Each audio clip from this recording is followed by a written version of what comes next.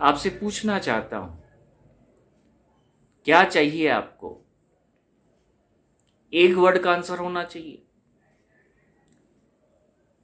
क्या चाहिए आपको, ये मेरा प्रश्न है, और आपका उत्तर एक वर्ड में होना चाहिए। आप नहीं दे पाएंगे,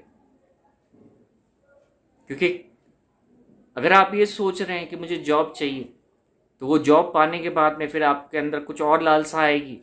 अगर आप ये सोच रहे हैं कि आपको घर चाहिए, तो उस घर को पाने के बाद आप में कुछ और लालसा आएगी। अगर आप ये सोच रहे हैं कि मेरी शादी नहीं हुई, मुझे मेरी शादी हो जानी चाहिए, तो वो शादी होने के बाद भी आपके अंदर कुछ और लालसा आएगी। अगर आपके बच्चे नहीं हैं और आप ये चाह रहे हैं कि मेरे बच्चे हो जाए, तो फिर भी आपके अंदर और लालसा आएगी। जब तक आपको ये पता नहीं चलेगा कि आपको क्या चाहिए, तब तक आप अपने आप में अधूरे ही रहेंगे। सब कुछ मिल भी जाएगा, फिर भी भागते रहेंगे, क्योंकि इंसान भागता है, उसे लगता है कि मुझे ये चाहिए, और अगर ईश्वर उसे दे भी दे, फिर भी उसके अंदर दूसरी इच्छा उत्पन्न हो जाती है। तो वो जो उसके पास है वो उसमें खुश नहीं है, और जो उसके पास नहीं है हमेशा उसको वही गम सताता है जिंदगी भर, और ये सताता रहेगा। क्योंकि जब तक आपको ये एक्चुअल में पता नहीं चलेगा कि आपको क्या चाहिए, आप ऐसे ही रोते रहेंगे।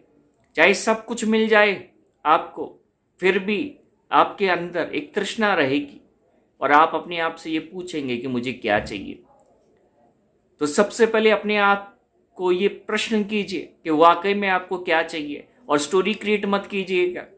Don't create any stories, just come to that reality that this is what I want from my life. One word answer, as I told you, it has to be a one word answer.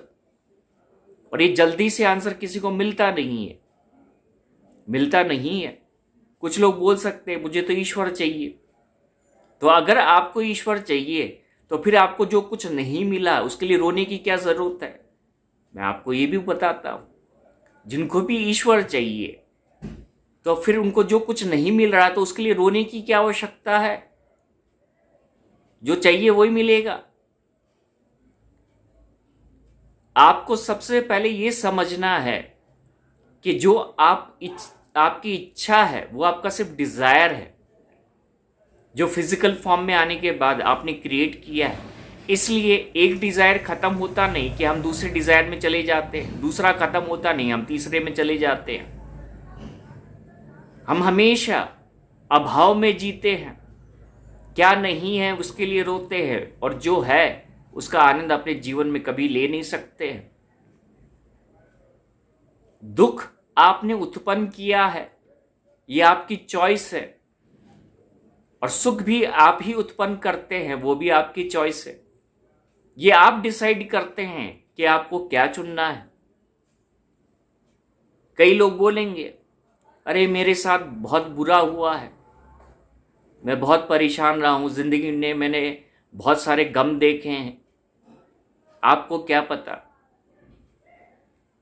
आपने वही देखा है जो आप देखना चाहते थे, क्योंकि ईश्वर जो आपके साथ हो रहा है वो नहीं बताना चाहता, बल्कि क्यों हो रहा है ये बताना चाहता है, और उससे आपको क्या सीख मिल रही है, क्या लेसन आपको लेना है, वो बताना चाहता है। हमारी लाइफ में रिवाइंड का बटन नहीं होता है। जब भी आप कोई गाना सुनते हैं या पिक्चर देखते हैं, तो आपके पास ये ऑप्शन होता है, कोई सीन आपको पसंद आ गया, कोई गाना आपको पसंद आ गया, तो आप पीछे जाके उसको रीप्ले कर सकते हैं। लेकिन लाइफ में कोई भी रीप्ले का बटन नहीं होता है, और लाइफ में कोई फॉरवर्ड का भी बटन नहीं होता है। लाइफ में एक ही बटन होता है, play, and play that means that is your present state. What you are doing in your present state will decide your life. That is more relevant and that is more important for you. So live in your present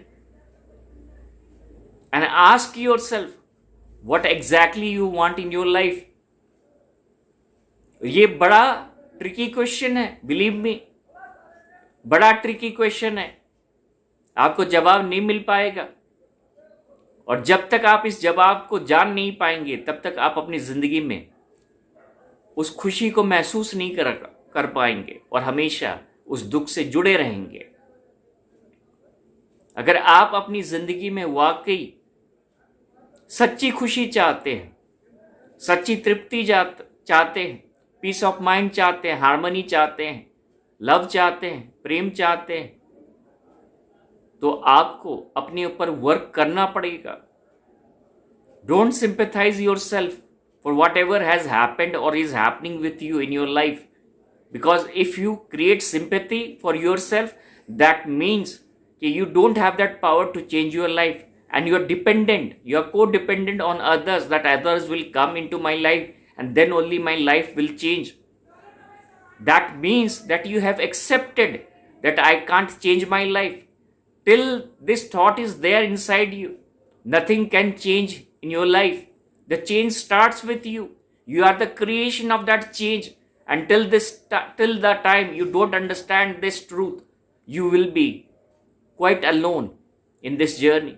आपको सब छोड़ सकते हैं, लेकिन जब आप ही अपने आप को छोड़ देंगे तो आपका सहारा कौन बनेगा? आपको सबसे पहले ये जानना है कि आपका जो सबसे बड़ा सहारा है वो आप स्वयं है, कोई दूसरा नहीं है। इस रियलिटी से जुड़िए और अपनी बिलीफ सिस्टम को ब्रेक कीजिए, क्योंकि जब तक आप उस बिलीफ सिस्टम को ब्रेक नहीं करेंगे आप अपने जीवन में कुछ नया अर्जित नहीं कर सकते हैं।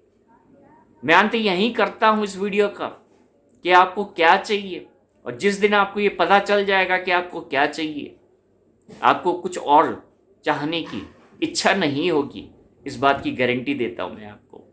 बहुत बहुत धन्यवाद इस वीडियो में मेरे साथ देने के लिए। जय श्री राधे, जय श्री कृष्ण।